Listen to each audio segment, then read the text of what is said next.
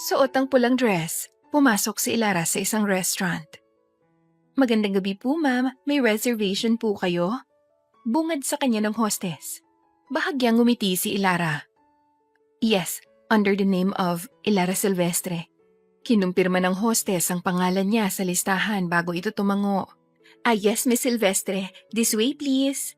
Nang igaya siya nito patungo sa kanyang table, sumunod siya rito. Dinala siya nito sa isang lamesa sa gilid kung saan tanaw niya ang labas ng restaurant. Nang makaupo si Ilara, ipinatong naman ng hostess sa lamesa ang menu. Ma'am, your server will be with you shortly.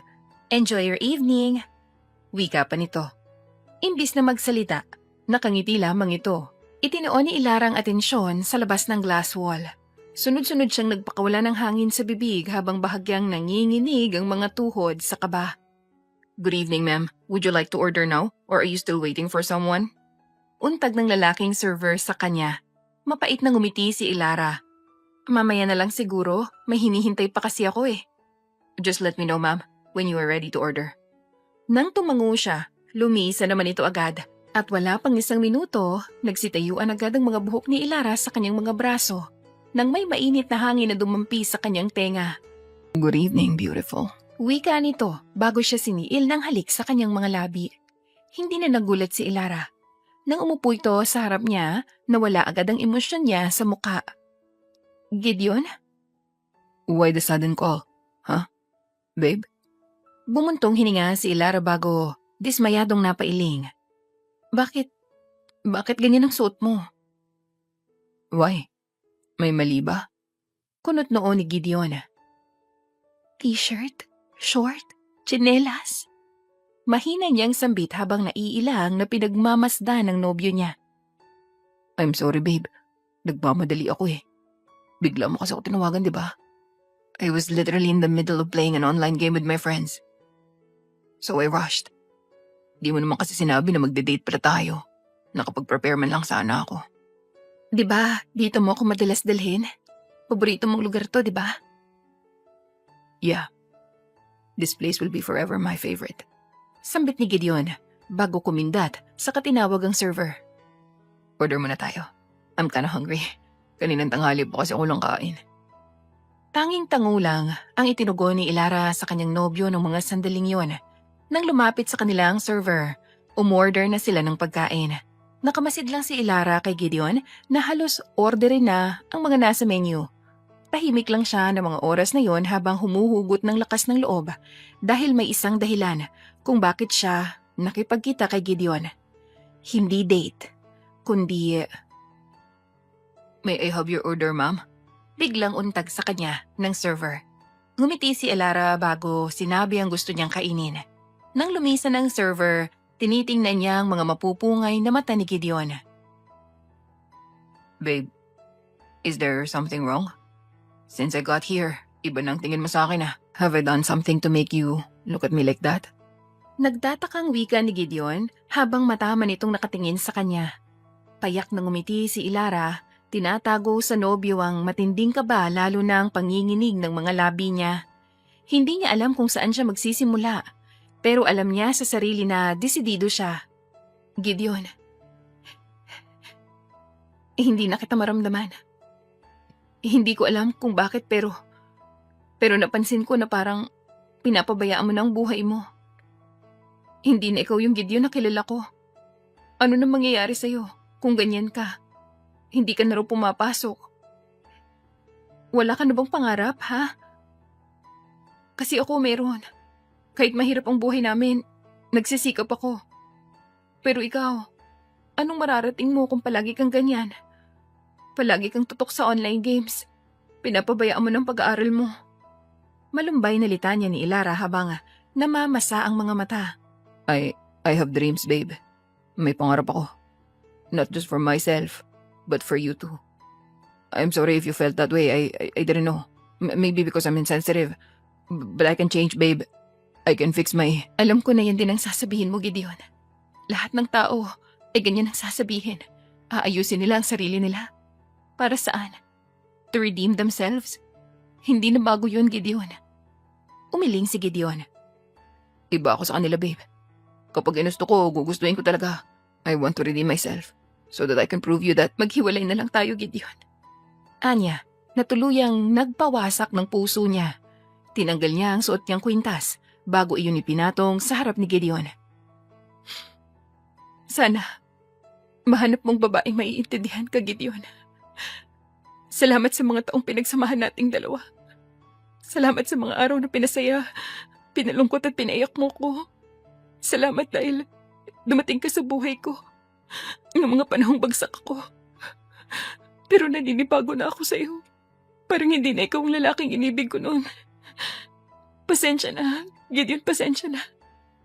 Bago pa man rumagasa ang mga luha sa mga mata niya, mabilis siyang tumayo at nang handa na siyang lumisan, bigla siyang pinigilan ni Gideon sa pamamagitan ng paghawak nito sa kamay niya. Dahan-dahan itong binalingan ni Elara at hindi pa man siya tuluyang nakakaharap, bigla siya nitong niyakap ng mahigpit. Hinayaan niya lang ito hanggang sa humiwalay ito sa kanya. Sinapo ni Gideon ang pisngi niya at mataman siyang tiningnan. Hey, naiintindihan kita. You don't need to apologize. Okay? Kung ano man ang desisyon mo, irerespeto ko yan. Pero tanda mo ha, ako lang ang lalaking umibig sa iyo ng buo at seryoso. And I will forever cherish every moment we shared together. I love you, Elara. Wika ni Gideon bago siya nito siniil ng halik sa kanyang mga labi. Napapikit si Elara at maya-maya pa siya na ang humiwalay kay Gideon. Pinagmasdan pa siya nito at sa huling pagkakataon bago nagtatatakbo palabas ng restaurant. Pero bigla siyang natigilan nang may maramdaman siya sa liig niya. Kinapa niya yon at napakunot noo siya nang mapagtanto niyang kwintas yun na ibinalik niya kay Gideon. Nang tingnan niya si Gideon sa loob, nakatanaw sa kanya ito habang nakangiti. Gusto niya pa sanang bumalik sa loob, pero wala na siyang lakas ng loob, kaya naman kahit ibinalik nito ang regalo nitong kwintas sa kanya, tuluyan na siyang lumisan, bit-bit ang sakit na patuloy na mumawasak sa puso niya. Makalipas ang ilang taon. Ma'am, nandito na po tayo. Maya-maya'y untag ng taxi driver na nagpahinto kay Elara mula sa malalim na pag-iisip. Bumaling siya sa labas at makumpirma niyang nasa destinasyon na nga siya. Agad siyang nagbayad sa driver bago lumabas ng sasakyan. Sa harap niya nakatayo ang isang matayog at mamahaling hotel. Miss Elara Silvestre? Tawag ng isang lalaking lumapit sa kanya. Ako nga po, sino po? Ako magdadala sa'yo sa boss ko. Siya yung kliyente mo, di ba? Hindi po ako sure. Basta ang sabi niya, sa penthouse siya matatagpuan. Pagtatapos ng lalaki. Opo, iyon nga po ang sabi niya. Tugon niya. Sundan mo ko. Anang lalaki. Kahit nagdadalawang isip, wala nang nagawa si Elara kundi ang sumunod sa kanya. Hindi niya ito pinagkakatiwalaan. Sadyang umayon lang siya sa sinabi nito. Yun kasi ang bilin ng kliyente niya na sa mismong penthouse ng hotel na kinalalagyan niyang ito matatagpuan. Nakasunod lamang si Elara sa lalaki. Nang sumakay sila sa elevator, hindi niya mapigilang kabahan. Dahil sa ilang taong pagtatrabaho niya bilang professional cuddler, ngayon lang siya tumanggap ng lalaking kliyente. Magtatatlong taon na rin ang nakalipas ng maging professional cuddler si Elara. Layunin niya ang pag-aani ng damdamin ng kanyang mga kliyente sa pamamagitan ng pagyakap sa kanila. Platonic lang yon, walang romantic or sexual involvement. Nang makarating sila sa penthouse, gamit ang keycard, binuksan ng lalaki ang malaki at matayog na pinto. Naghihintay na siya sa loob. Sambit nito bago imnuestra ang kamay sa loob. Mariin munang napalunok si Elara bago lakas loob na pumasok sa loob ng penthouse. Bumungad sa kanyang magarang loob. Hindi niya alam ang gagawin ng mga oras na yon, pero dahil trabaho ang ipinunta niya, dahan-dahan na siyang naglakad hanggang sa makarating siya sa living area. Bukas ang TV, subalit walang tao. Sa laki ng penthouse, hindi niya alam kung saan niya hahanapin ang kliyente niya. Ngunit sa gitna ng paghahanap, biglang bumukas ang isang pinto kung saan inluwa nito ang isang lalaki. Nakasuot ito ng roba habang pinupunasan ng tuwalya ang basang buhok. Napaatras si Elara. Kiwari niya ay nalunok niya ang kanyang dila. Ayaw man niyang itago subalit gulat na gulat siya nang makita ito. Matapos ang ilang taon. Oh, hi, Elara. Masaya nitong bati habang inaayos ang buhok. Mariin namang napalunok si Elara. Tila ba may nakabara sa lalamunan niya ng mga sandaling yon? Gusto niyang tumakbo palayo, pero natuod siya sa kinatatayuan habang mahigpit na nakahawak sa strap ng kanyang sling bag. Gideon? Usal ni Ilara nang magkaroon siya ng pagkakataon. Hindi siya maaaring magkamali sapagkat ang lalaking nasa harap niya ay walang iba kundi ang ex-boyfriend niyang si Gideon Del Fiero. It's nice to see you again, Ilara. It's been years, but you never change. Tila bilib na wika ni Gideon bago nito hinubad ang suot na roba, kung saan bumungad sa kanyang maskulado nitong katawan na parang boxer lang ang tumatabon. Ayaw niyang magsinungaling, ngunit napakaraming nagbago kay Gideon nang muli niya itong makita. Hindi ganito ang katawan nito noon. Ngayon, halatang alagang-alaga na nito yon. Ikaw ang kliyente ko? Paninigurado ni Ilara dahil baka mamaya ay may kasama ito rito at iyon talaga ang kliyente niya. Ngumisi si Gideon bago ito nagtungo sa living area. Umupo ito sa couch bago nagsalin ng alak sa baso. Ilang beses itong sumimsim sa baso bago sumandal sa kinauupuan. Ako ang kausap mo kagabi. Tugon ni Gideon na ikinanlaki agad ng mga mata ni Ilara. Hindi niya alam na si Gideon ang kausap niya sapagkat sa text lang naman sila nagkausap. Kung alam niyang ex niya ito, hindi niya sana ito itutuloy. Hindi ko kaya, Gideon. Hindi ko. As far as I know, those who didn't accomplish their job can get fired. Right? And I've already booked you, Ilara. And it's your responsibility now to do your job. Cuddle with me. Ngisi ni Gideon habang waring nangaasar ang tingin sa kanya. Para ano? Para saan pa? Gideon, kung gusto mo akong paglaruan, huwag mong idamay ang trabaho ko. Kung ano nangyari nun, kalimutan mo na. Litanya ni Ilara na may bahid ng kaunting galit ang tinig niya. Handa na sana siyang umalis, ngunit natigilan siya nang biglang magsalita si Gideon. I lost my mom. She's dead. Tila hirap na sambit ni Gideon na ikinaharap agad niya rito. Nakatayo na ito habang nangungusap ang mga mata sa kanya. Sunod-sunod na napalunok ng laway si Ilara nang sandaling yon bago dahan-dahang naglakad palapit kay Gideon. Hindi kita pinaglalaruan, Ilara. Gusto ko lang ng taong makakasama. I'm alone here. Di ko alam gagawin ko. Pakiramdam ko, mababaliw ako. Losing my mom isn't easy. Pakiramdam ko, I lost everything. Everything I have. Please, huwag kang umalis. Stay with me. Please. Pagmamakaawa pa ni Gideon habang matamang nakatingin sa kanya. Mahina ang puso ni Ilara pagdating sa ganon. Naranasan din niya yon. Ilang araw bago ang kanyang graduation, biglang namatay ang ina niya. Gumuho ang mundo niya at nauwi siya sa depresyon. Ngunit kahit mahirap, nagpakatatag siya hanggang sa unti-unting natanggap ang pagkawala ng ina. Kaya nauunawaan niya ang sitwasyon ni Gideon ngayon. Bumuntong hininga si Ilara bago niya kinuha ang kamay nito at ang basong may lamang alak. Okay, payag na ako, Gideon. Wika niya na ikinangiti nito ng malapad. Halika na sa kwarto ko. Ayan ito sa kanya. Tumango si Ilara bago sumunod kay Gideon sa ikalawang palapag. Nang buksan nito ang pinto, bumungad sa kanyang malawak na silid. Malawak ang kama. Kasya ang 5 tao. Mag-isa lang ako natutulog dito. Every day, every night. Loner. Always. Sambit ni Gideon habang nagbibihis ito. Umupo si Ilara sa kama niya habang pinagmamasdan ang kapaligiran. Hindi niya mapigilang mag-isip. Sa tagal ng mga taong lumipas, ano na kaya ang nangyari sa buhay ni Gideon? May narating na ba ito? Hindi na ba ito pabaya? Pero based sa nakikita niya ngayon, mukhang ibang Gideon na ang kasama niya. Hindi yung Gideon na pabaya at walang patutunguhan sa buhay noon, na dahilan kaya siya nakipaghiwalay. Lumunok si Ilara bago bumaling kay Gideon na naglalakad palapit sa kama. Ikaw bang may-ari nitong penthouse?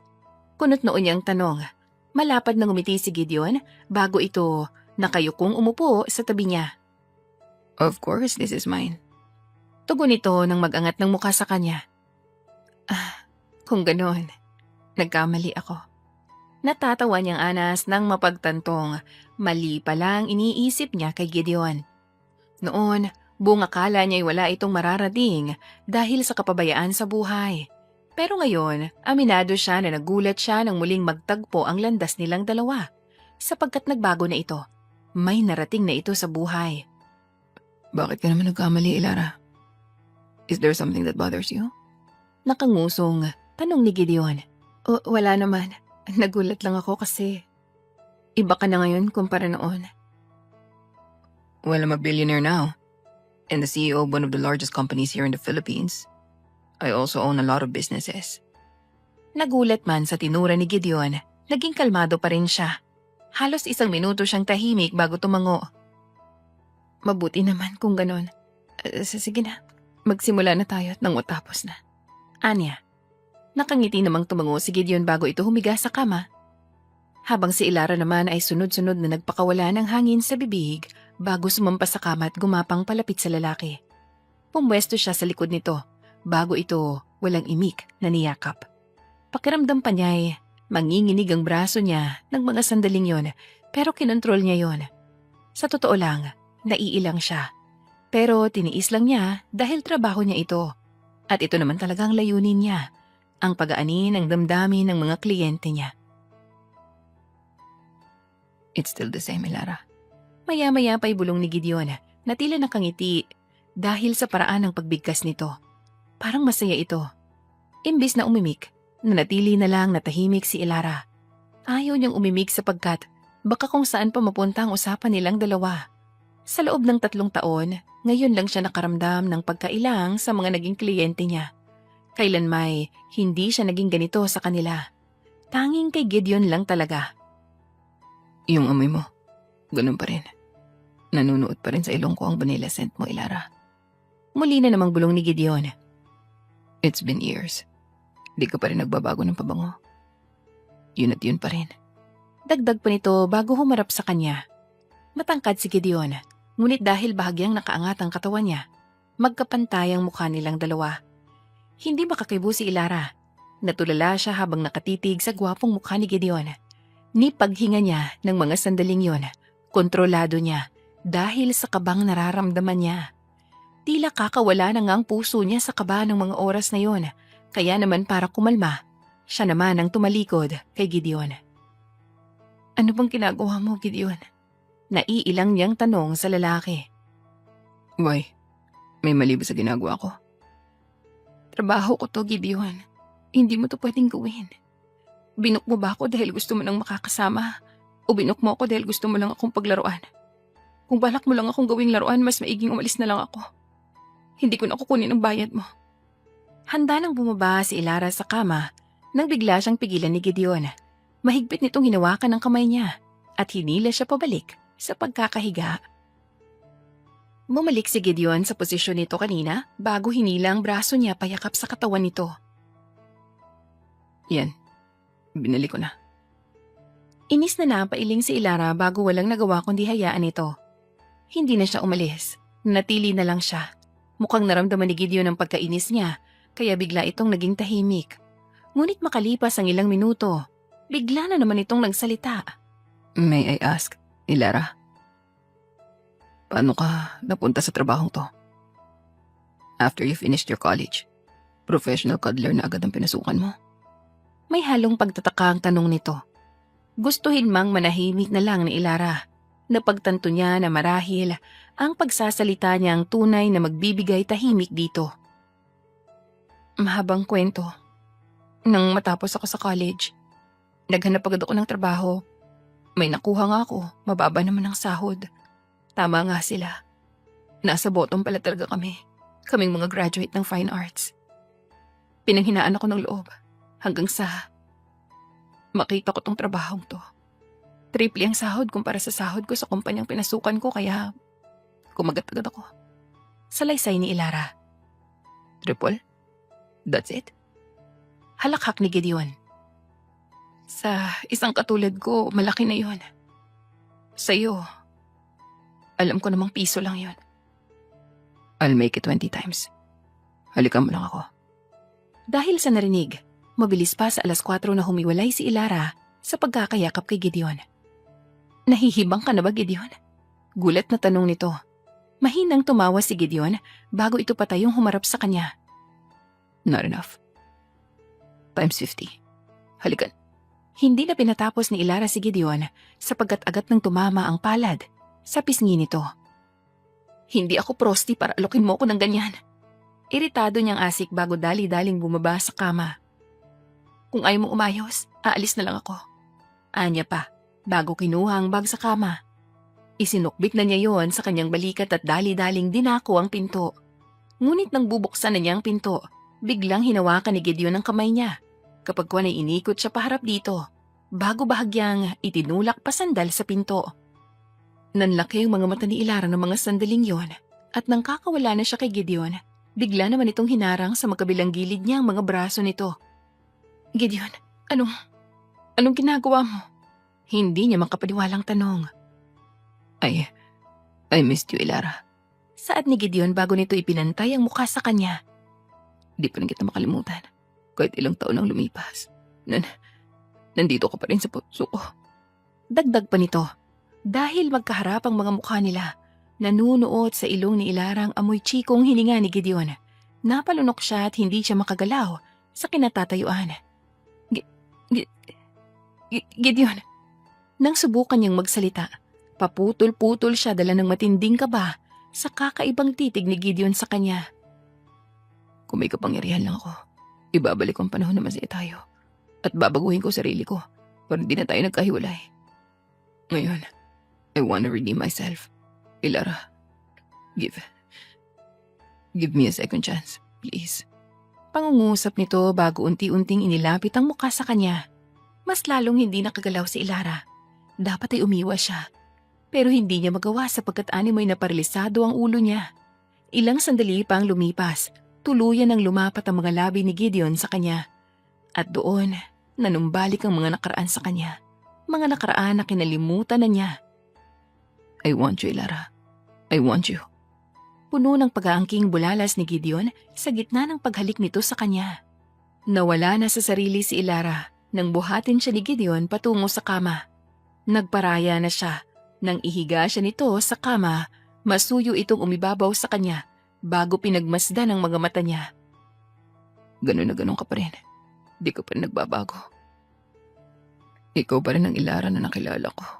At higit sa lahat, ang Ilara na minahal ko. Sambit nito bago siya hinalikan sa ikalawang pagkakataon. Hindi na ito itinulak ni Ilara. Imbis, sinagot na niya ang mga halik nito. Masidhi ang paghahalikan nila ng mga sandaling yon, dahilan para pareho silang madala sa isa't isa. Sa gitna ng paghahalikan, unti-unti namang hinubad ni Gideon ang mga kasuotan niya. Hinayaan lang ito ni Ilara dahil sa kasabikang nararamdaman ng kaibuturan niya. At maya-maya pa, mas lumalim ang kaganapan sa kanilang dalawa. Hanggang sa nauwi iyon sa isang mainit at hindi malilimutang pagtatagpo. Nang sumapit ang kinabukasan, saka lang napagtanto ni Ilara ang nangyari. Sising-sisi siya na hinayaan niya ang sarili na angkinin ni Gideon. Kaya naman kahit hindi pa ito nagbabayad sa kanya, dali-dali siyang umalis sa penthouse nito at sinubukang kalimutan ang nangyari sa kanilang dalawa. Ngunit hindi pala yun madali, sapagkat sigu-segundo nang pinupuno ni Gideon ang utak niya. Hindi na ito mawala sa kanya. Tila ba nakabaon na ito sa kaibuturan ng kanyang utak? Umabot ng ilang araw, ito't ito pa rin ang iniisip niya. Anak, ayos ka lang ba? May pag-aalalang tanong ng ama niya sa gitna ng umagahan nila. Kasama rin ni Ilara sa hapag ang dalawa niya pang nakababatang kapatid. Ayos lang naman po ako pa, tugon niya. Ayos? Nitong mga nagdaang araw, parang palagi kang wala sa sarili mo. May nangyayari ba sa'yo na dapat kong malaman? Bumuntong hininga si Ilara. Pa, ayos lang po talaga ako. Huwag niyo na po akong isipin pa. Marami lang akong... Hindi na niya natapos ang iba pang sasabihin nang biglang may kumatok sa pinto. Tumayo siya. Ako na po. Sambit niya bago dali-daling lumapit sa pintuan. Muling bumuntong hininga si Ilara bago binuksan ang pinto. Subalit ganun na lang ang gulat niya nang bumulaga si Gideon sa kanya. Nakangiti pa ito. Handa na sana siyang saraduhan ng pinto nang biglang iharang ng loko ang paa nito. Hi, Anong ginagawa mo rito, Gideon? Inis niyang putol dito. I came here to give you my payment. You just left. Why, Ilara? Wala nang rason para magpaliwanag. Yes, there is. There is a reason why you left. Hindi mo ba nagustuhan ang ginawa natin dalawa? We both wanted it. We both liked it. Lumunok si Ilara. Nadala lang ako, Gideon. Kung alam ko lang na yun lang palang plano mo sa akin, hindi na sana ako tumuloy. Dahil sa ginawa mo, maaring mawala ang trabaho ko. Kung ano man ang nangyari sa atin nung araw na yun, kalimutan mo na lang. Hindi ko yung ginusto. Sadyang nadala lang ako. I don't think so. Halakak ni Gideon. Di ka nadala. Sadyang gusto mong nangyari yun. And I think it's because mahal mo pa rin ako. Ano? Agad niyang asik. Napaka-assuming mo rin, oh. Hindi ko nakontrol ang sarili ko dahil sa ginawa mo sa akin. Kahit anong subok kong pigilan ka. Hindi ko magawa kasi nandun eh. Tapos ngayon sasabihin mo, mahal pa rin Anak, sino ba yung kausap mo? Bakit hindi mo buksan ang pinto? Ang ama niya na bigla na lang sumulpot sa likod niya. Wala po to pa. Sagot niya habang sinisenyasan si Gideon na umalis. Pero imbis na makinig, nanatili lang ito. Maya-maya pa bigla na lang binuksan ng ama niya ang pinto at bumukas agad ang gulat sa mukha nang makita si Gideon. Gideon? Usal ng ama niya. Sir, good morning. Nakangiting bati ni Gideon dito. Ikaw nga. Halika, pumasok ka sa loob. Aya pa ng ama niya. Palihim siyang kinindatan ni Gideon bago ito pumasok sa loob ng bahay nila. Gulat na gulat si Ilara ng mga sandaling yon habang ni isang salita'y walang namumutawi sa kanyang lalamunan. Kumusta ka, Gideon? Okay lang po, sir. Namiss ko po yung pagsasabong natin ng mga manok. Natatawang tugon ni Gideon bago ito umupo sa sofa. Namiss mo ba? Buhay na buhay pa ang mga manok ko sa likod bahay. Gusto mo bang magsabong ulit? Hindi, pa. Putol agad ni Ilara sa ama niya. Anong ginagawa ni Gideon dito? Tanong niya kapag kuwan. Oh, anong masama, anak? Ayaw mo ba nandito si Gideon? Pa naman, alam mo naman ang sitwasyon naming dalawa, di ba? Wala na kami. Tapos na kami. Hindi ba pwedeng magpatuloy ang pagkamabutihan naming dalawa kahit wala na kayo? Ngisi ng ama niya bago ito bumaling kay Gideon. Anong gusto mo? Tubig? Juice? Kape? Tubig na lang po, sir. Tugon ni Gideon. Nang tumango ang ama niya, umalis na ito. Kaya naman nagkaroon siya ng pagkakataon para lapitan ng loko. Matalim niya itong tiningnan. Halos magbaga na nga ang mga mata niya sa sama ng tingin dito. Nang aasar ka ba, Gideon? Tiim niyang tanong. Ako? Duro ni Gideon sa sarili. Ngumiwi si Ilara. Hindi, yung nasa tabi mo. Irap niya. Kung anong plano mo sa akin, huwag mo nang ituloy. Dahil wala na akong balak makipaglaro sa'yo. May inis niya pang bulalas. Relax, Ilara. Wala naman akong plano sa'yo. Stop overthinking, okay? Nito pa, bago may kung anong hinugot sa bulsa. Nang makuha niya, ipinatong niya yon sa lamesa. Here, my payment. Napalunok si Ilara. Kahit galit, kinuha niya pa rin ang nasa lamesa. Cheque iyon. At mula roon nakatala ang napakalaking halaga ng pera. Ano to, Gideon? A check? That can be converted into money. Pili yung sagot nito na ikinatiim ni Ilara. Hindi ko to kailangan. Walang emosyong sambit ni Ilara bago ibinalik sa lamesa ang cheque. Umalis ka na lang, please. Pagtatabuyan niya pa rito. Matindi ang pangangailangan niya ngayon dahil may daily maintenance ang papa niya. Tapos pinag-aaral niya pa ang dalawa niyang kapatid. Ngunit pakiramdam niya, hindi niya kayang tumanggap ng ganun kalaking pera mula kay Gideon. You need that, Ilara. Wika ni Gideon bago ito tumayo. Sabihin mo man o hindi, alam kong importante yan sa'yo.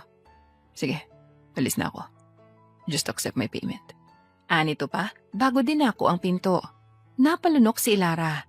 Nang makarating si Gideon sa pinto, sandali pa siya nitong sinulyapan bago tuluyang lumisan. Napailing si Ilara bago pinagmasdan ang cheque sa lamesa. Nag-iisip siya kung tatanggapin ba niya yon o kukunin upang isauli kay Gideon. Pero sa huli, wala siyang nagawa kundi kunin yun at itago sa kanyang bulsa. Oh, nasaan si Gideon? Ang ama niya nang makabalik ito dalang isang baso ng tubig na may kasama pang tinapay. Bumuntong hininga si Ilara. Umalis na po. Sagot ni Ilara bago bumalik sa kusina upang ipagpatuloy ang pagkain. Buong akala ni Ilara ay hindi na babalik si Gideon. Subalit nagkamali siya dahil matapos ang araw na nagtungo ito sa kanila, naging madalas pa ang pagbisita nito. Palagi itong may dalang regalo sa kanya at sa pamilya niya. Yung iba, mamahalin pa. Hindi na alam ni Ilara ang gagawin kahit paulit-ulit niyang pinipigilan at pinapakiusapan si Gideon na tumigil na. Pero imbis na huminto, mas nanindigan ito sa kagustuhan nito, lalo pat sang-ayon ng papa niya sa pagbisita nito sa bahay nila. Ang gusto lang naman niya ay makalayo kay Gideon dahil sa nangyari sa kanila noon. Oo, may pinagsamahan silang dalawa pero hindi iyon sapat para maging komportable siya rito ngayon. Lalo pat siyang nakipaghiwalay rito noon. Minahal niya si Gideon pero ngayon wala nang nararamdaman niya para rito sapagkat natunaw na yon, ilang taon na ang nakakalipas. O anak, kumain ka na rito. Saluhan mo kami. Masayang aya sa kanya ng ama niya nang magtungo siya sa kusina. Kakauwi niya lang galing trabaho at ito agad ang bumungad sa kanya. Kasama nila sa hapag si Gideon na puno ng galak na kumakain. Sa lamesa may nakahain na lechon na alam niyang dala ni Gideon. Yeah, join us, Ilara. Sit beside me. Masarap tong lechon, oh. Malutong ang balat. Nangingiti nitong alok ni Gideon sa kanya bago tinapik ang bakanting upuan sa tabi nito. Napailing si Ilara. Pa, hinay-hinay lang po sa pagkain niya na may sakit po kayo sa puso. Alalahanin niyo po Anak, alam ko na ba... Hindi na natapos ng ama niya ang iba pang sasabihin nang bigla itong inubo. Dali-daling kinuha ni Ilara ang basong may lamang tubig at pinainom iyon. Nang makailang lagok, bumuti ang lagay nito. Papa naman, hinay-hinay lang kasi. Sermon ni Ilara sa ama bago matalim na tiningnan si Gideon. Ikaw kasi, bakit ka ba nagdala ng lechon?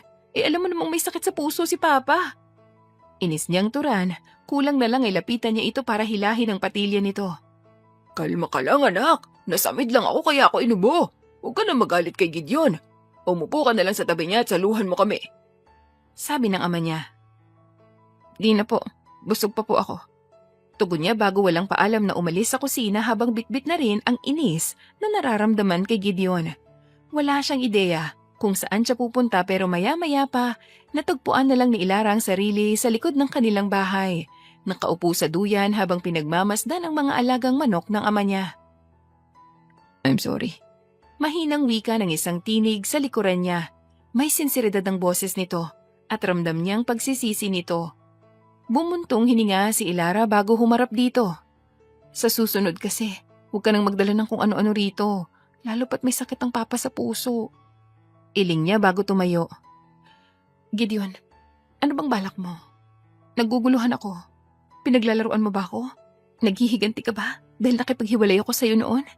Sunod-sunod niyang tanong kapag kuwan. Kilala mo ako, Ilara. Mahilig ako maglaro ng online games. Pero pagdating sa tao, di ko yan kayang gawin. At hindi ako nagiganti dahil sa ginawa mo noon. Diba, sinabi ko sa'yo na naiintindihan kita na kung ano ang desisyon mo, irerespeto ko. Tugon ni Gideon habang matama nitong nakatingin sa kanya. Ano to? Bakit palagi kang nandito sa bahay? Tapos na tayo, di ba? Bakit hindi mo nalang kalimutan ng nakaraan? Dahil gusto ko may connection pa rin tayo, kahit wala na tayo. Kahit natapos na tayo, gusto ko magkaroon pa rin tayo ng relasyon. Not as lovers, but as friends. Di ba yun pwede, Ilara?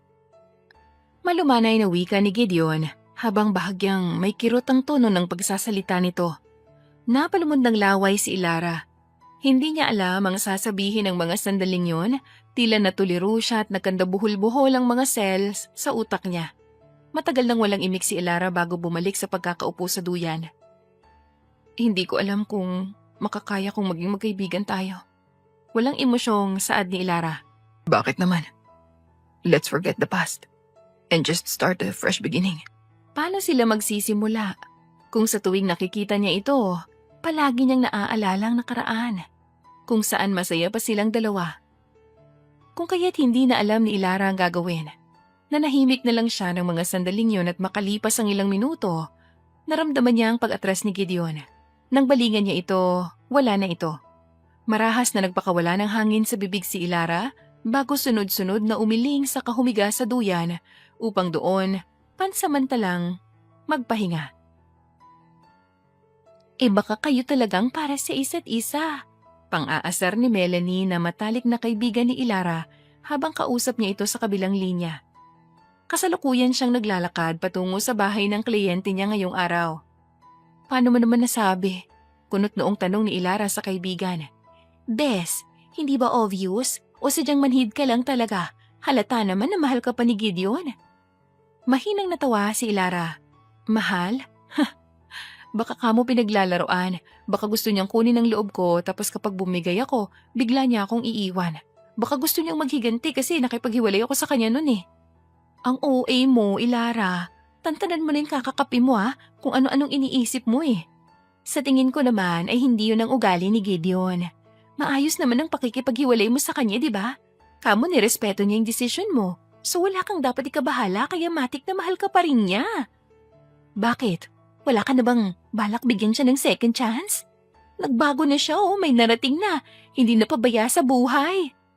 Turan ng kaibigan. Nagsisituloy siyang tinawagan niya ito. Bumuntong hininga si Ilara bago sinagot ang kaibigan.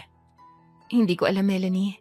Hindi na ako makapag-isip ng maayos nitong mga nagdaang araw. Parang mababaliw na nga ako eh. Di tawagin mo si Gideon kapag nabaliw ka, pahalik ka sa kanya, baka muling bumalik ang nararamdaman mo para sa Gaga ka talaga, Melanie. Sige na nga, mamaya na tayo mag-usap. Nandito na ako sa kliyente ko. Anya. Nang magpaalam ang kaibigan, pinatay na ni Ilara ang tawag. Kapag kwan ay sunod-sunod na nagpakawala ng hangin sa bibig bago pinindot ang doorbell. Halos 1 minuto ang lumipas bago bumukas ang gate at bumungad sa kanya ang isang magandang babae. Siguro lamang lang siya ng mga 20 ligo rito. Ilara? Usal ng babae habang namamasa ang mga mata. Ako nga po yun, Ma'am Tiffany. Oh God, thank you. Anito, bago walang ano-ano'y niyakap siya ng mahigpit bago umiyak sa balikat niya. Agad na inangat ni Lara ang kanyang mga braso at masuyo itong niyakap. Ramdam niya ang matindi nitong kalungkutan dahil sa paraan ng pag-iyak nito. Humihikbi ito at sa dami ng luhang kumakawala sa mga mata nito, tumatagos na yon sa suot niyang t-shirt. Ma'am, ano pong nangyari? May pag-aalala niyang tanong dito. I'll tell you later, okay? Sambit nito nang humiwalay sa kanya. Nakangiting tumango si Ilara kapag walay inaya na siya ng kliyente niya papasok sa loob ng bahay. Hawak ng babae ang kamay niya, hila-hila siya papanhik sa ikalawang palapag. At nang makapasok sila sa isang silid, humiga ang babae sa kama. Patalikod sa kanya kaya niyakap na ito ni Ilara upang pagaanin ang loob nito. Mayaman ang babae, pero hindi ito halatang maarte. Kung ano man po ang dinadamdam niyo, nandito lang ako, ma'am. Tutulungan ko pong gumaan ang loob niyo dahil ramdam ko po ang pinagdadaanan niyo. Mahinahong usal ni Ilara. Hindi ko alam kung gagaan ang loob ko, Ilara. Ilang araw na akong umiiyak. Pakiramdam ko kasi, niloloko na ako ng asawa ko. Naningkit ang mga mata ni Ilara sa narinig. Iyan po bang dahilan? Kaya ganito kayo ngayon? Ang asawa niyo po? Paninigurado pa niya. Tumango ang babae. Ikaw ba, Ilara? Paano mo naramdamang niloloko ka ng asawa mo? Tanong nito kalaunan. Palihim na natawa si Ilara. Wala po akong asawa, ma'am. How about boyfriend? Wala rin po. Single po ako. Why? Maganda ka naman. Bakit wala kang boyfriend o asawa? Hindi ko pa po prioridad yan ngayon eh. Really? Ganun ba? Nakakasagabal ba sa'yo ang pagkakaroon ng boyfriend o asawa? Natatawang tanong ng babae na ikinakunot ng noo ni Ilara. Kidding aside, but you know, napapagod na ako. I don't know, maybe my instinct wasn't right, but hindi naman talaga nagloloko ang asawa ko sa akin but I kept thinking about it. I don't know why. Mahal mo po siya, kaya hindi mo mapigilang isipin yon. Baka naman po tama kayo. Baka nga hindi siya nagloloko. Paano kung nagloloko talaga siya? To see is to believe, ma'am. Kung duda po talaga kayo, palihim niyo po siyang sundan para makumpirma mo po kung tama po kayo ng hinala o hindi. Kasi kung magtitiwala lang po kayo sa instinct niyo, mukhang walang mangyari. Litanya ni Ilara. Sandaling nanahimik ang babae bago ito biglang bumangon. You're right, Ilara. You have a point. But hindi ko alam kung paano ko magsisimula. Pwede mo ba akong tulungan? Paano po, ma'am? Samahan mo ko. Let's do it together. Biglang lumapad ang ngiti, bahagyang kinakunot ng noo ni Ilara. Sunod-sunod siyang napalunok ng sandaling yon. Professional cuddler ang trabaho niya, hindi imbestigador.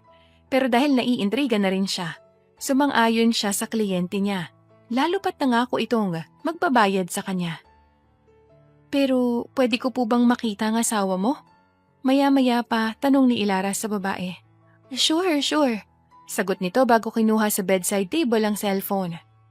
May kung ano itong kinutingting doon bago ihinarap ang cellphone sa kanya. Doon halos mahulog si Ilara sa kama dahil sa gulat. Natahimik siya ng mga oras na yon habang nakatitig sa screen. Hindi siya makagalaw. Tila natuod siya sa kinalalagyan. This is my husband, Ilara. Gideon Del Fiero ang pangalan niya. Sa gwapo niya, hindi ko talaga mapigilang magduda sa kanya. Usal ng babae na nagpatigil sa mundo ni Ilara. Asawa ni Gideon ng babae? Buong akala niya, single ang lalaking yun. Pero kasal na pala.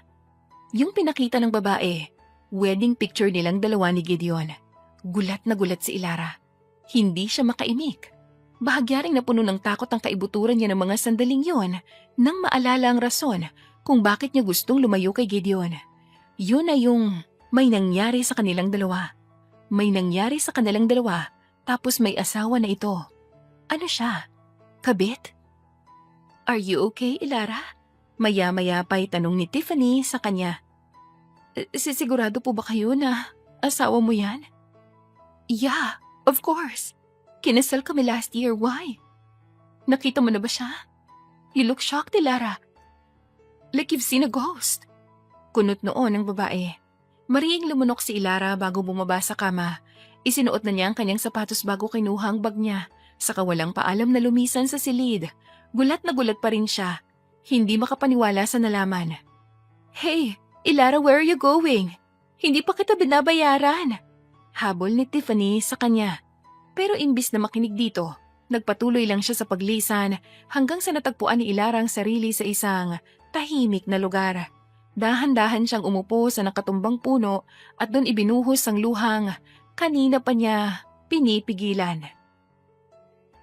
Hindi niya inaasahan na magagawa siyang gawing kabit ng lalaking minsan niyang minahal. Anong gagawin niya ngayong may nangyari na sa kanilang dalawa? Paano niya? Nila itatago yon kay Tiffany. Gideon! Malakas na hiyaw ni Ilara sa pangalan ng lalaki. Gigil na gigil, tila papatay na. Oh anak, bakit di ka mapakali? Kanina ka pang pabalik-balik sa iisang direksyon ah. Ayos ka lang ba? Untag sa kanya ng ama niya. Huminto si Ilara sa paglalakad bago nagangat ng mukha rito. Pa, wala bang sinabi si Gideon kung kailan siya babalik? Wala eh. Pati baka bukas na kasi kakaalis lang niya kanina. Siguro kasi mga 1 oras na ang nakalipas bago ka makauwi. Bakit? May problema ba? Kailangan ko po kasi siyang makausap, Papa. May importante po kaming kailangan pag-usap. Hindi na naituloy ni Ilara ang iba pang sasabihin nang biglang may kumatok sa pinto. Halos liparin na niya ang kinaroroonan noon bago buksan. I'm sorry for coming back. I think I left my wallet in the where are you taking me?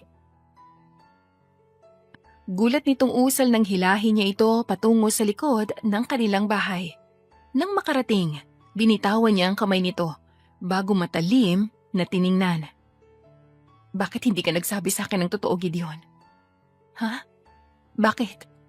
Bakit tinago mo sa akin na may asawa ka na pala?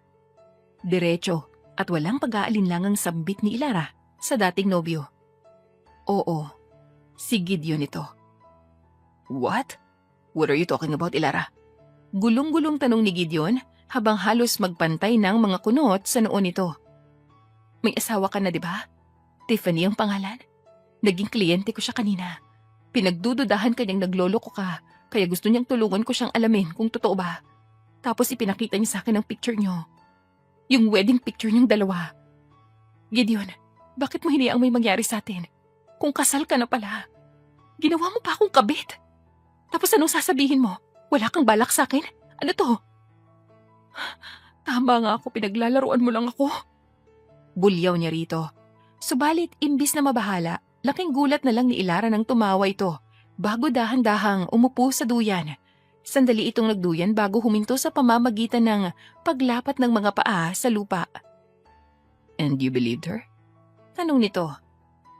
At bakit hindi ako maniniwala kung may ebidensya siyang pinakita sa akin? Yung wedding picture niyo. Yun ang katunayan na Nakasal kami? Naasawa ko siya? halakhak ni Gideon. Hindi man lang ito nagkaroon ng takot, tila katatawanan pa ang sinasaad niya. Ano ba, Gideon? Bakit hindi ka nalang umamin? Bakit kailangan mo pa kong paikot-ikutin? Bakit naman ako amin? Wala namang katotohanan yung sinabi at pinakita sa'yo ni Tiffany. Ngisi ni Gideon na ikinaningkit ng mga mata ni Ilara. Anong ibig mong sabihin? Ngumisi si Gideon bago ito nakapumulisang tumayo. Walang namamagitan sa amin dalawa ni Tiffany. Di ko siya asawa. At lalong di kami kasal. Yung pinakita niya sa'yo, it was just edited. That photo never happened. Tura nito na ikinahinto ni Ilara. Natutuliriw siya.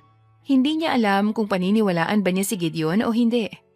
Hindi ko na alam kung sinong paniniwalaan ko, Gideon. Hindi ko alam kung kanino ako maniniwala, kay Tiffany ba o sa... Obsessed siya sa akin ni Lara. Sa pagiging obsessed ni Tiffany sa akin, pakiramdam ko, tuluyan na siyang nawala sa sarili niya. Habol ng habol, kahit paulit-ulit kong sinasabi na hindi ko siya gusto. Palagi niya ako kinukulit. But I really don't have an interest with her. She's definitely not my type. She assumed na husband niya ako. But the truth, we were never married. Paliwanag ni Gideon. May sinseridad ito at tila totoo. Seryoso ang mukha ni Gideon, kaya mukhang nagsasabi ito ng katotohanan. Kung talagang hindi ito asawa ni Tiffany, hindi na niya kailangan palang mabahala. Kung ganun, kailangan mo pa rin lumayo sa akin. Baka sa susunod, kung ano nang mangyari, baka mapahamak pa ako ang pamilya ko. May takot na wika ni Ilara. Why are you scared, Ilara? Alam mo nang ibig kong sabihin, Gideon. Matagal na kitang pinakikiusapan na lumayo ka sa akin. Pero bakit hindi mo ginagawa? Bakit patuloy mong inalapit ang sarili mo? Halos araw-araw nandito ka. Ano ba talagang plano mo? Tungkol ba to sa nangyari noon? Na nakipaghiwalay ako sa iyo kasi... No. Walang kinalaman yung nakaraan sa ginagawa ko ngayon. Gusto ko lang naman na maging magkaibigan tayo At gusto kong iparamdam sa iyo na nandito pa rin ako. Kahit tapos na tayo. Ilara, you don't need to be scared. Dahil nandito ako. Di ako alis. I will protect. Anong nangyayari dito? Takang tanong ng ama ni Ilara nang bigla itong sumulpot. Mapait na ngumiti si Ilara bago kinuha ang wallet nitong hawak. Alis na po si Gideon, Papa. Anya pa bago inabot sa lalaki ang pitaka nito. Pinanlakihan pa niya ito ng mata. Tama po si Ilara. Saad ni Gideon. Alis na po ako. Paalam pa nito sa ama niya bago tuluyang naglakad palayo. Nang mawala, napabuntong hininga si Ilara. Anak, hindi pa rin ba kayo maayos ni Gideon?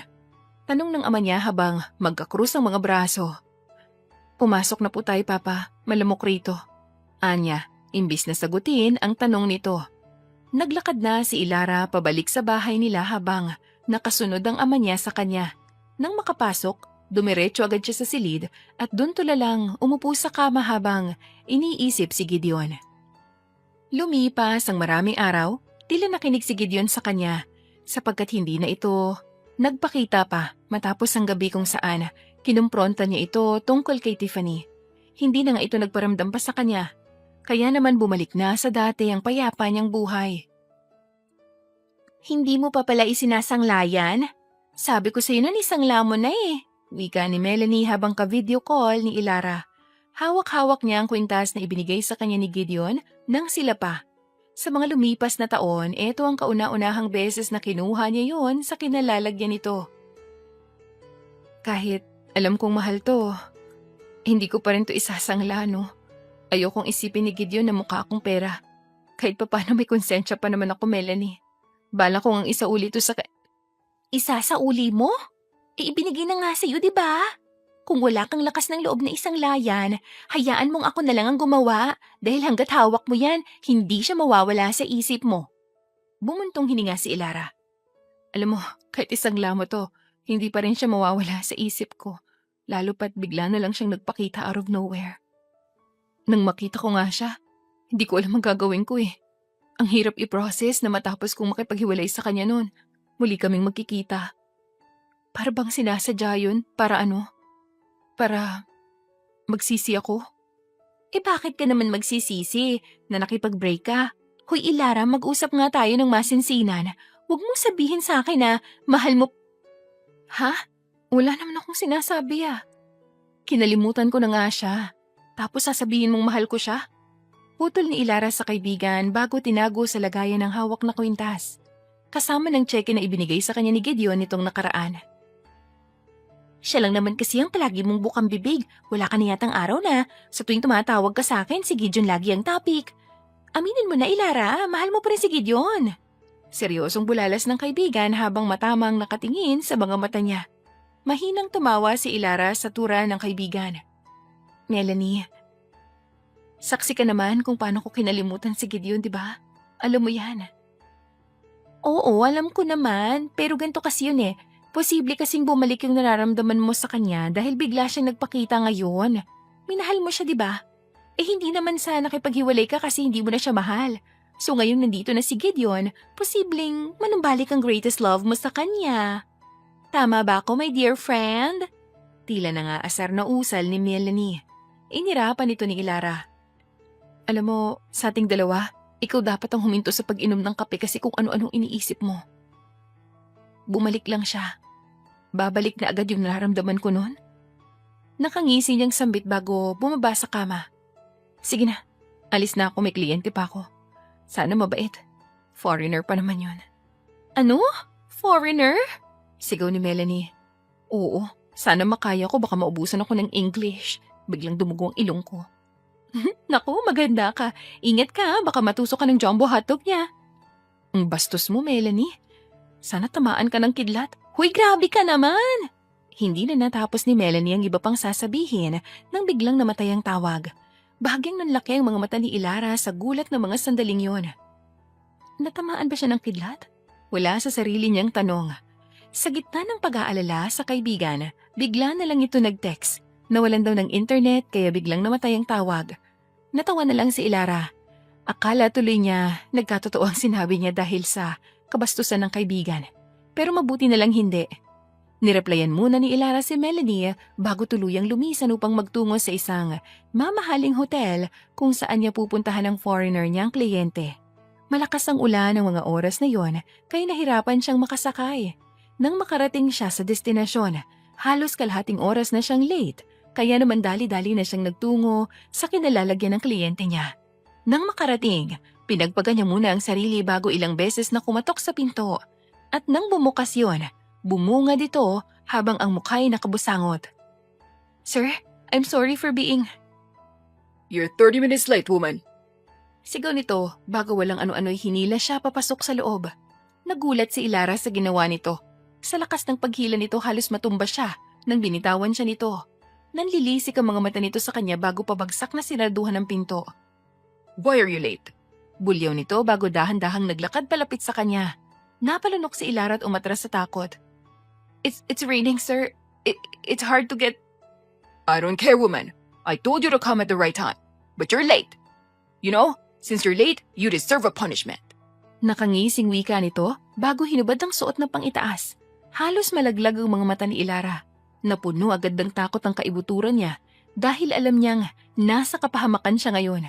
Hindi niya alam ang gagawin, basta't ang alam niya ay kailangan niyang makatakas dito, sa gayon ay hindi siya nito mapagsamantalahan.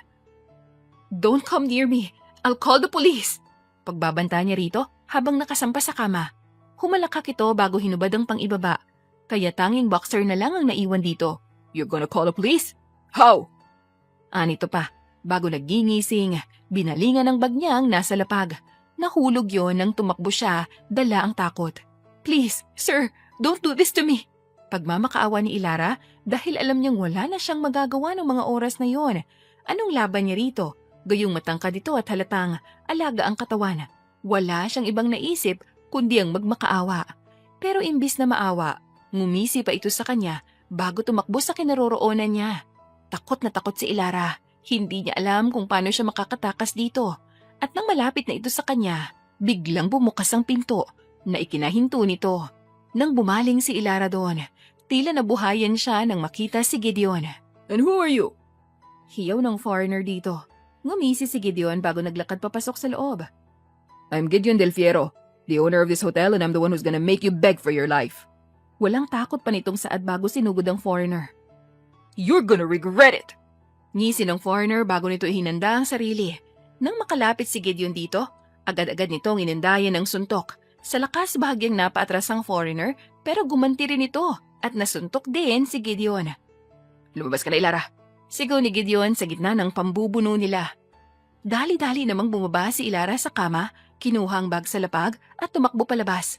Napaupo siya sa tabi ng pinto habang nagnginginig ang mga tuhod. Rinig niya mula sa loob ang pagdaing ng dalawa. Hindi na niya alam ang mga nangyayari ng mga sandaling yun. Tulala lang siya habang naririnig ang mga nagbabasagang gamit sa loob.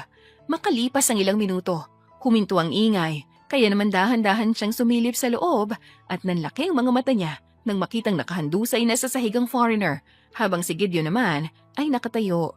Hingal na hingal. Napatayo si Ilara. Gideon? Anya, dahilan para makuha niya ang atensyon nito. Dahan-dahan itong bumaling sa kanya bago tumakbo sa kinaroroonan niya. Hey, are you okay? Hindi na pinatapos ni Ilara ang lalaki. Niyakap niya agad ito. Yakap na mahigpit. Tila wala na siyang balak itong pakawalan. Kasabay ng pagyakap niya ay siya namang pagtulo ng likido sa mga mata niya. Hey, don't cry. You're fine now, okay? Wika ni Gideon bago hinagod ang buhok niya pababa. I told you, I will protect you no matter what. Dagdag pa nito. Naluluhang humiwalay si Ilara kay Gideon. Bago ito, matamang tiningnan sa mga mata nito. Salamat, Gideon. Hindi ko alam ang gagawin ko kung wala ka. Nauutal niyang wika dahil dala ng takot na wala yatang balak na lubayan siya. Hey, relax, okay? I'm here. Di kita iwan, pangako. May sinseridad pang saad ni Gideon. Dahil doon, muling napayakap si Ilara sa lalaki. At habang nakayakap ito, unti-unting nawala ang takot sa kaibuturan niya hanggang sa maramdaman na lang niyang magaan na ang kalooban niya.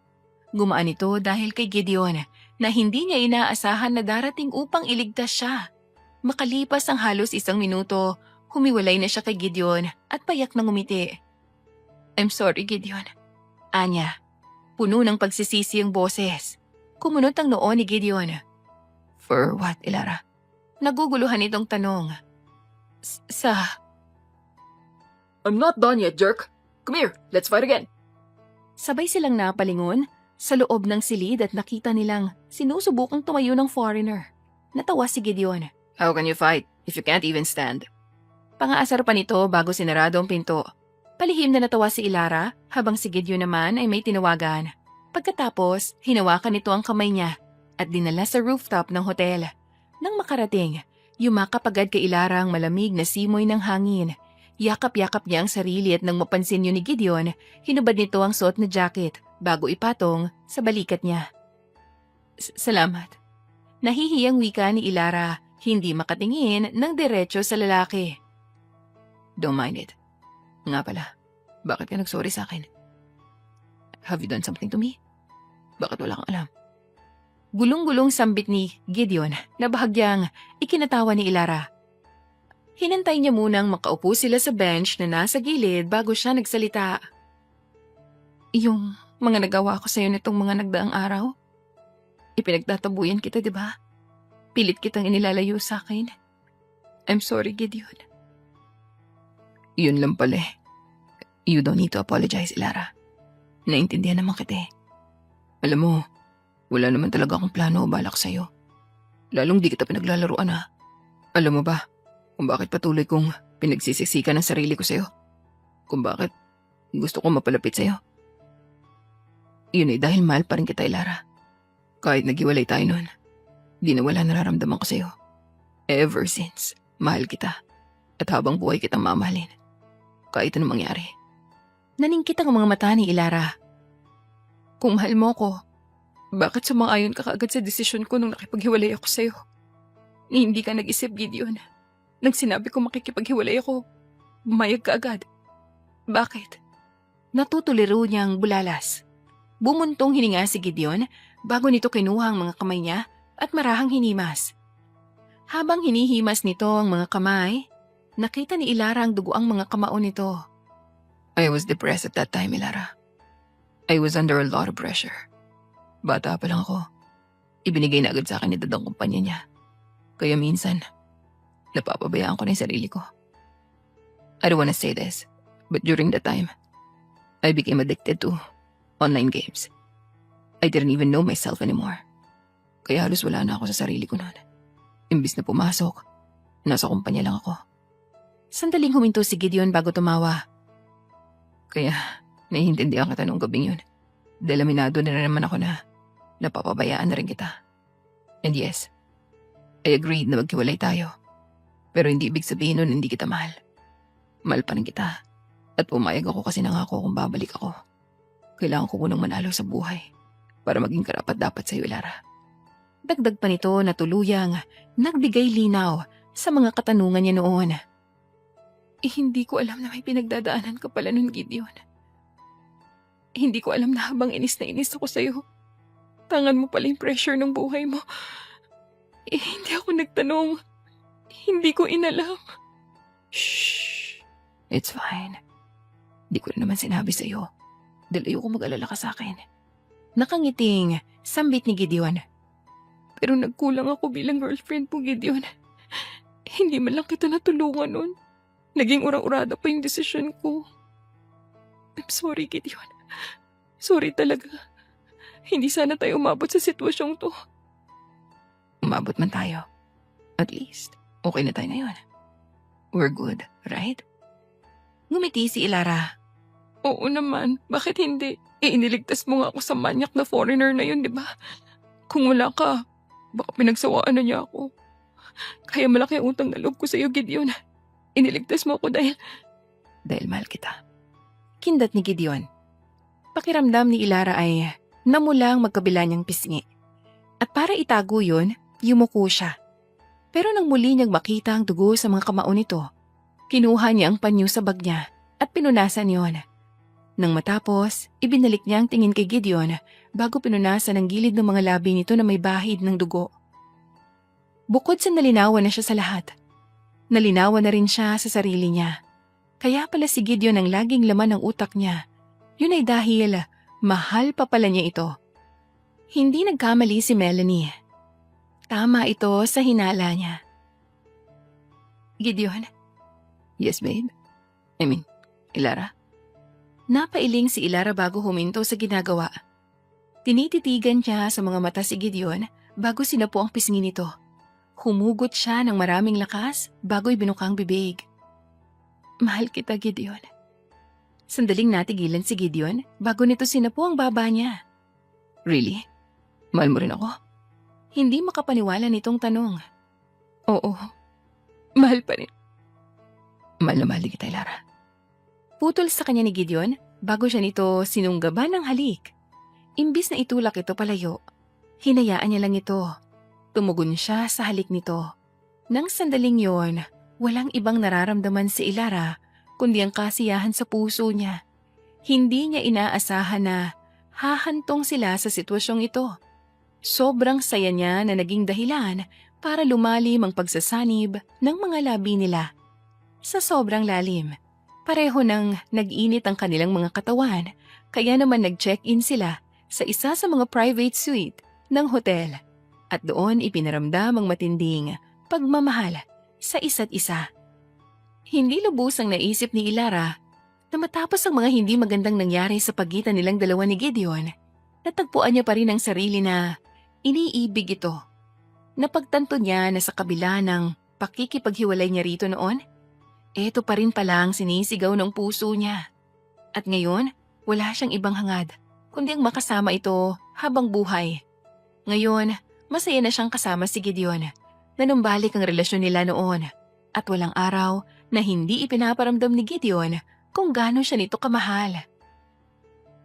Sa tabi na lang po, Manong, sambit ni Ilara sa taxi driver. Nang ihinto nito ang sasakyan sa harap ng isang matayog na gusali Nagbayad na siya rito bago bumaba. At napabuntong hininga na lang si Ilara habang pinagmamasdan ng gusali. Ito mismo ang kumpanyang pinagtatrabahuhan niya. Dito siya nag-apply bilang professional cuddler at ngayon, balak na niyang mag-resign dahil kay Gideon.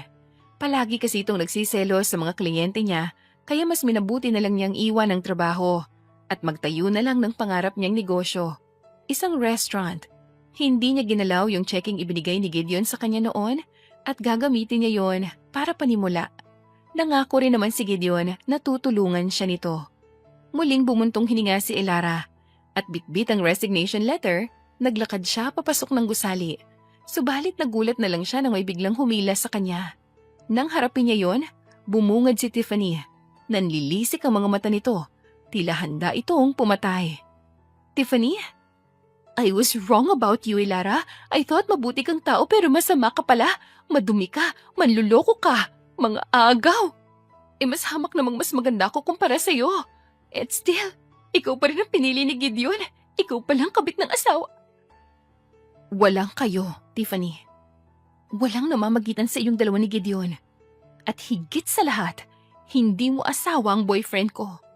Hindi mo siya pwedeng angkinin dahil sakin siya. Really? Sa'yo siya? Since when, ha? Since you broke up with him? Or since you two had sex in the suite of his hotel? Natawa si Ilara. Ano mong pinagsasabi mo, Tiffany? Nababaliw ka na nga talaga, no? Dapat nasa mental hospital ka. Simula college, naging akin si Gideon. Naghiwalay kami, pero mahal pa rin namin ang isa't isa. At tama ka. Naging akin muli si Gideon dahil sa nangyari sa aming dalawa sa hotel.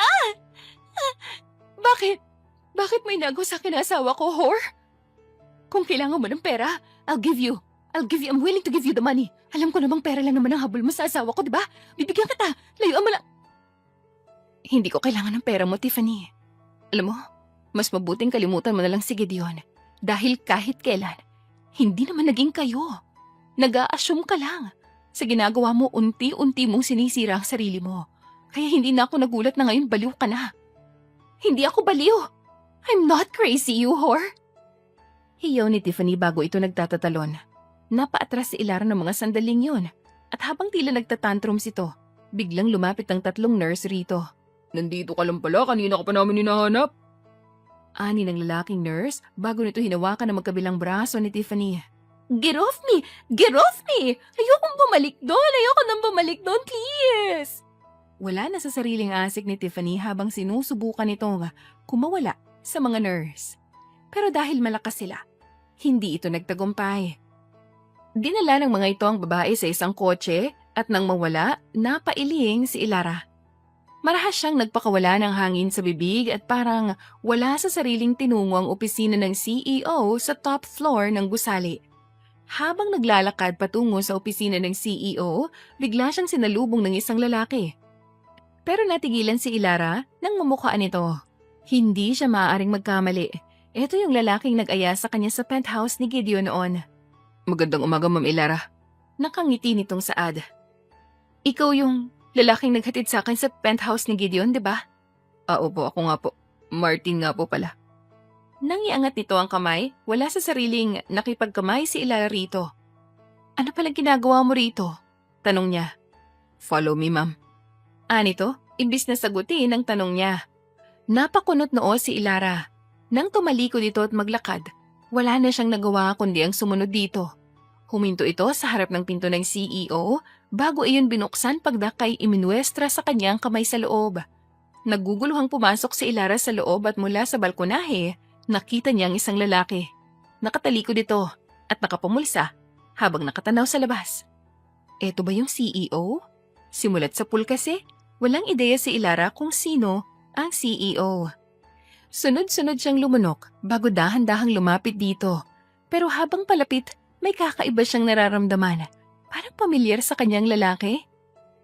Sir, ako nga po pala si Ilara Silvestre and I am resigning.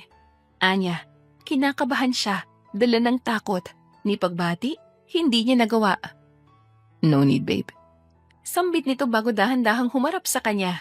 At doon ay tila mahihimatay siya nang mapagsino ang lalaki sa harap niya.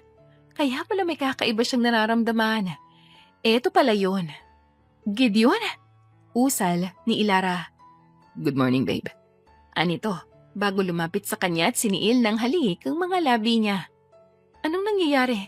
Ikaw ang CEO ng kumpanyang to? Kunot noon niyang tanong sa nobyo. Yep. Pero hindi ko ito masyadong pinagtutuunan ng pansin.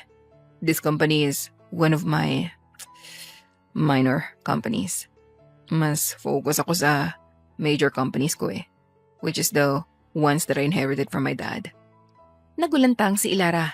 Sa loob ng ilang taong pagtatrabaho rito, ngayon lang niya nalaman na ito palang may-ari ng kumpanya. Bakit hindi mo agad sinabi? Nakangusong tanong ni Ilara bago hinampas sa ulo nito ang envelope niyang hawak. Nakakainis ka, Gideon. Para surprise. Natatawang saad ng nobyo bago siya nito inaya papasok sa loob. Di mo na kailangang mag-resign, babe. Di ba sabi mo, gusto mo magtayo ng negosyo? Paano kung ibigay ko na lang sa iyo ang kumpanyang to? You will be the new CEO of it. The new, hot, sexy and beautiful CEO. Kindat pa nito bago siya niyakap sa bewang niya. Seryoso ka ba, babe? Ibibigay mo talaga tong kumpanya mo sa akin? Bakit? Kasi mahal kita. Mapagkakatiwalaan din kita. So bakit pa ako maghahanap ng iba kung nandito ka naman? Sabay halik ni Gideon sa kanyang noo. Kasi alam ko naman na may iba kang pwedeng pagbigyan nito. Sa pamilya mo, di ba? Humalakak si Gideon. My family is already multi-billion. They don't need this company. Oh, suot mo? Gulat nitong wika bago hinawakan ng kwintas, yung suot. Oo, ayoko namang itambak to kaya mas minabuti kong isuot na lang. I thought you got rid of this. Bakit naman? Itinabi ko yan, no? Ilang taon kong hindi sinuot. Ngayon lang ulit. It still fits you, babe. Nakangiting saad ng nobyo. So, tinatanggap mo na anak ko? Tanong pa nito bago humiwalay sa kanya. Sandaling nag-isip si Ilara. Alam naman niyang kahit tumanggi siya, ipagpipilitan pa rin yun sa kanya ni Gideon. Kaya kahit nagdadalawang isip, wala na siyang nagawa kundi ang pumayag. Kaya naman ang araw na yon, nagkaroon agad ng meeting para sa succession. Mula kay Gideon, si Ilara na ang naging bagong CEO. Dahil pabor din sa kanya ang mga board of directors. Masaya si Ilara dahil sa ginawa ni Gideon. Ngayon, lula na sila ng kotse nito at patungo sila sa restaurant dahil inaya siya nitong mag-date. Nga pala, nasa labas kanina si Tiffany. Sinugod niya ako. Pilit niya parang sinasabi na asawa ka niya. Untag ni Ilara habang nakatanaw sa labas ng bintana. Nakita ko nga. Nakita mo? Eh di nakita mo rin yung pagkuha sa kanya ng mga nurse? Sambit ni Ilara bago bumaling sa nobyo. Yup. Bakit? Saan nila dadalhin si Tiffany? Sa mental hospital. Nakataka siya, kaya kinuha na ng mga nurse. Naistatwa si Ilara sa narinig. Hindi siya agad makakibo ng mga sandaling yun dahil sa gulat. Kahit papano, naaawa pa rin siya kay Tiffany. Gayun pa man, mas maiging na sa mental ito upang gumaling sa sakit nito. Hindi na umimik si Ilara. Nanahimik na lang siya. At mamaya pa, nakarating na rin sila sa isang mamahaling restaurant. Pero buong akala ni Ilara ay simpleng dinner date lang yon. Subalit nagkamali siya. Wala siyang kaalam-alam na ang gabing yun pala ay ang gabing pinakahihintay niya. Ang proposal ng lalaking mahal niya. Sa harap ng maraming tao, lumuhod si Gideon sa harap niya at nagtanong, Will you marry me? Namalisbis agad ang mga luha sa mga mata ni Ilara ng mga sandaling yon. Mahal na mahal niya si Gideon at noon pa man, hangad na niyang makasama ito habang buhay. At ayaw na niyang sayangin ang mga panahong kasama ito, kaya naman tumango siya bilang pagsang-ayon sa tanong nito. Tumayo si Gideon at isinuot sa daliri niya ang singsing bago siya siniil ng halik. Napuno naman ang palakpakan ng buong restaurant ng mga oras na yon. Tuwang-tuwa si Ilara. Hindi niya inaasahan na hahantong sila sa ganitong sitwasyon. Naway habang buhay silang ganito. Masayang magkasama habang nagmamahalan. Hindi na siya makapaghintay na makapag-isang dibdib dito at maging ganap na Mrs. Del Fierro. Sabik na siyang makasama ito kahit hanggang sa pagputi ng kanilang mga buhok. At ngayon, bumubuelo naman siya kung paano niya sasabihin sa lalaking mahal niya na habang pinaparamdam nila ang pagmamahalan nila sa isa't isa, ay may nabuong supling sa sinapupunan niya. Marahil ay sa araw na mismo ng kasal nila upang mas lalo itong maging masaya. Dear listeners, dito na po nagwawakas ang isa na namang napakagandang kwento ng pagmamahalan ni na Ilara at ni Gideon. Naway nasiyahan kayo sa pakikinig. Maraming salamat po sa patuloy na pakikinig at pagsuporta sa mga kwento ng Dear Celine. At naway, makasama ko kayong muli sa susunod na kwento.